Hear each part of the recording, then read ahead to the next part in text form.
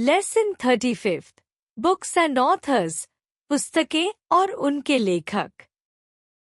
Hello kids, आज हम कुछ प्रसिद्ध पुस्तकों और उनके महान लेखकों के बारे में जानने जा रहे हैं।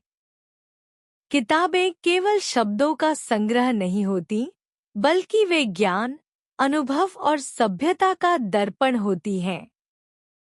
हर महान पुस्तक के पीछे एक महान विचारक या लेखक होता है, जिसने अपने विचारों को शब्दों में पिरोकर हमें कुछ नया सिखाया है। भारत ही नहीं, पूरी दुनिया में कुछ लेखक और उनकी किताबें आज भी अमर हैं और नई पीढ़ियों को प्रेरित कर रही हैं। तो आइए जानते हैं उन पुस्तकों और लेखकों के बारे में जिन्होंने इतिहास, संस्कृति, नीति, साहित्य और दर्शन को समृद्ध किया है। मीट द ऑथर्स, लेखकों से परिचय। वेद व्यास, महाभारत के रचयिता, जिन्होंने वेदों का संकलन भी किया था। अश्वघोष, प्राचीन भारत के महान कवि और बुद्ध धर्म के अनुयायी, जिन्होंने बुद्धाचरितम लिखा। बनभट्टा, संस्कृत साहित्य के महान कवि, जिन्होंने प्रसिद्ध कथा कादंबरी लिखी।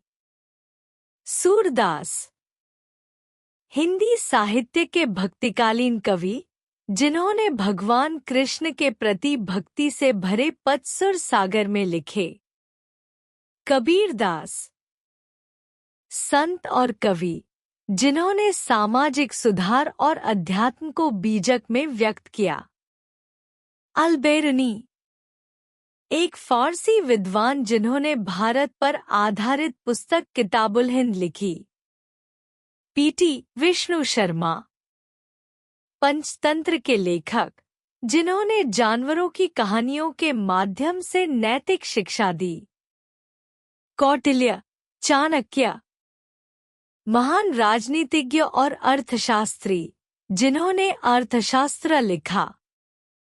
जयदेव, एक महान कवि और भक्ति आंदोलन के प्रवर्तक, जिन्होंने गीत गोविंद की रचना की।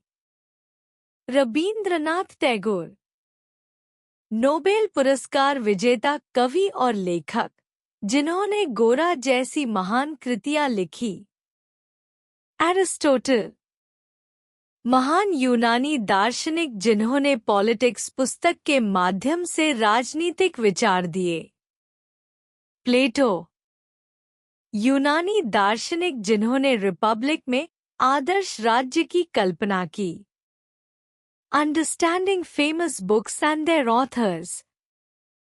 No book title, author name.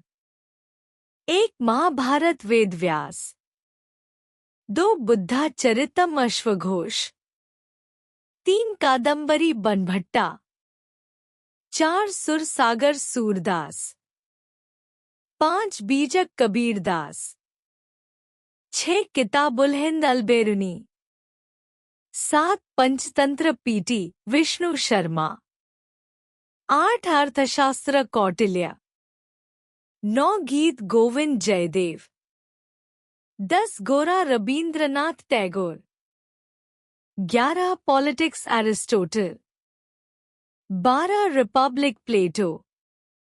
Fun facts, मजेदार जानकारी। वेद व्यास को आदि कवि, फर्स्ट पोएट भी कहा जाता है। अल-बेरूनी ने भारत के विज्ञान, धर्म और संस्कृति का विस्तृत अध्ययन किया था। रबींद्रनाथ टैगोर को 1913 में साहित्य के लिए नोबेल पुरस्कार मिला था। पंचतंत्र की कहानियां आज भी बच्चों में नैतिक शिक्षा का लोकप्रिय माध्यम है। लेट मी आंसर, अब मुझे जवाब दो। Have you ever read Panchtantra stories? What do you know about Kautilya?